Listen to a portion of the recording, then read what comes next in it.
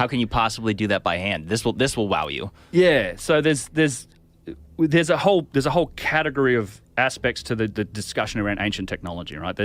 And I have to be kind of careful about what you say, oh, it is or it isn't, because in reality, we really haven't analyzed that many artifacts. This vase work that we've done, first one we've actually taken a look at, that core, that's the first one and the only one that's really been analyzed.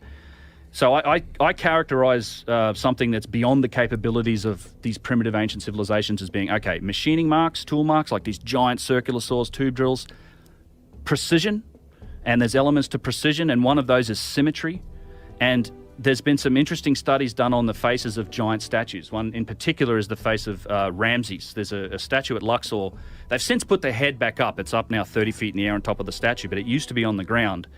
And again, Chris Dunn was real seminal in this. He went and took a photo, like bang on, like very front on, and then what he did was you take a copy of that photo, you make it 50% transparent, make the original 50% transparent, you take one and you flip it like on that horizontal axis, then you overlay them, right? So you would see like the left to right, it's like overlaying the left side on the right side, and it's perfect.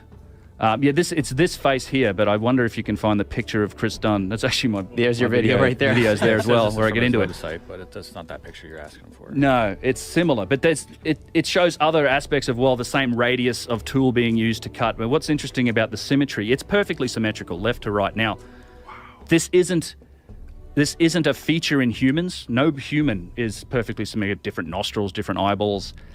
It's also not something that is done in artwork. So, people often say, well, Michelangelo, he carved David. It's a beautiful statue. I've seen it. It's incredible, but it's human. It's not symmetrical. Symmetrical is, you can't achieve that degree of symmetry just by eyeballing it and doing it by hand.